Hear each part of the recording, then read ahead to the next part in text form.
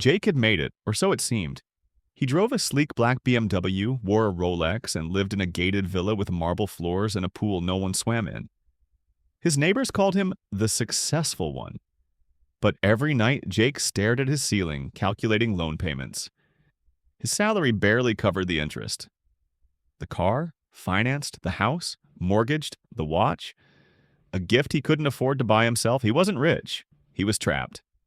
Trapped in a lifestyle designed to impress others while quietly draining him. This video isn't about Jake.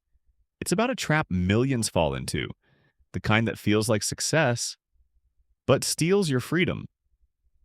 Let's break it down. The success trap is simple. It's when your life looks impressive but feels suffocating. It's the illusion that owning more means being more. You get the promotion, so you upgrade your apartment. You buy the luxury car not because you need it, but because it fits your level. You start living for the image, not the impact. And slowly your financial decisions stop serving your future and start feeding your ego. The trap isn't poverty, it's performance. You're not broke, but you're not free either. You're working harder, earning more, and yet you feel stuck. Because every new success comes with a new bill, a new expectation, a new pressure. And the worst part, you can't talk about it because everyone thinks you've made it. From childhood, we're taught that success is visible. Gold stars, trophies, fancy degrees. Then we grow up and the symbols change. Cars, homes, clothes, titles. We're sold the idea that if people admire us, we must be doing well. So we chase admiration. Marketing reinforces it. Upgrade your lifestyle. Live like a boss. Success looks like this. But here's the truth. Success isn't what people see, it's what you feel. And most people feel exhausted, anxious, and financially fragile while looking successful. It's a silent epidemic. We're performing wealth while drowning in debt. And because everyone's doing it, we think it's normal. But normal doesn't mean healthy. It means common. And common is often broken. Buying a big house feels like a milestone. You've arrived. You've leveled up. But behind the granite countertops and walk-in closets is a 30-year mortgage. Property taxes, maintenance, insurance. Suddenly your home becomes a monthly burden. You don't own the house, the bank does. And if your income drops, you're one missed payment away from losing it all. Many people live in homes they can't afford to leave. They stay stuck in jobs they hate just to keep the lights on. The house becomes a golden cage. It looks beautiful, but it limits your freedom. True wealth isn't square footage, it's flexibility. It's being able to downsize, relocate, or take a break without fear. A smaller home with no debt beats a mansion with chains. Luxury cars are marketed as rewards. You've earned this. But what you've really earned is a monthly payment, high insurance, and expensive repairs. The car becomes a symbol, not of freedom but of pressure. You park it carefully. You worry about scratches. You feel judged if it's not spotless. And deep down, you didn't buy the car for yourself. You bought it for the image, for the nods, the glances, the validation. But validation fades, and the payments stay. Meanwhile, a reliable used car could have saved you thousands, could have bought you time, peace, and options. But it wouldn't have impressed anyone, and that's the trap. We trade peace for prestige, and prestige is expensive. Credit cards feel empowering. Swipe now, pay later. But later always comes, and when it does, it brings interest, stress, and regret. Most people don't realize they're building invisible debt. They buy clothes, gadgets, dinners, things they don't need with money they don't have. Then they spend months paying for moments that lasted minutes.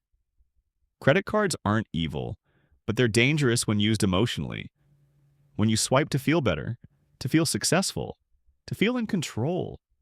But real control is knowing when to walk away, when to say, "I'll wait." When to choose long-term peace over short-term pleasure. Debt is quiet. It doesn't scream. It whispers. Until one day it owns you. You got promoted. Congrats. More money, more status, more responsibility, but also more expectations. Now you need better clothes, better dinners, better vacations. Your circle changes, your standards shift, and suddenly your raise disappears into lifestyle inflation. You're earning more, but spending more. And the gap between income and freedom? Still the same. Sometimes promotions are just golden handcuffs. They look shiny, but they lock you into a life you can't afford to leave. You stay in toxic environments. You tolerate stress. Because walking away means losing the lifestyle. But what if success meant less stress, not more? What if the real promotion was peace? Let's flip the script. What if success wasn't about what you own, but what you control? Not about your salary, but your schedule. Not about your house, but your freedom to move. Real success is invisible. It's the ability to say no, to take a break, to help someone without checking your bank balance. It's sleeping well. It's choosing work you love, not work you need. It's having options. And options come from ownership, not just of assets, but of decisions. You don't need to impress anyone. You need to empower yourself. Because when you stop performing success, you start living it. Escaping the success trap starts with honesty. Ask yourself, why did I buy this? Was it for me or for them? Then simplify. Sell the car. Downsize the home. Cut the subscriptions. Build an emergency fund. Start saying no to things that drain you, and yes to things that free you. It's not about deprivation, it's about direction. Every dollar you save is a vote for your future. Every debt you pay off is a step toward peace. And every time you choose authenticity over appearance, you reclaim your life. The trap loses power when you stop feeding it, and freedom begins when you stop pretending. Sarah was a corporate manager with a six-figure salary. She lived in a high-rise, drove a luxury SUV, and wore designer heels.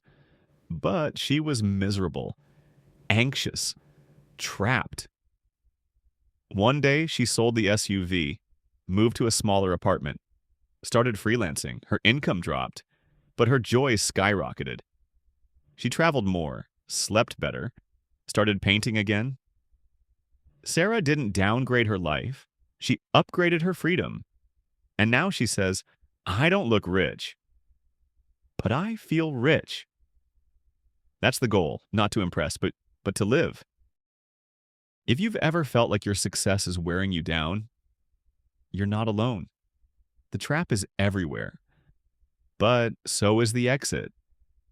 It starts with awareness, then with courage, then with small, quiet steps. This video isn't about guilt, it's about clarity. You don't have to live for the image. You can live for the impact, for the peace, for the freedom.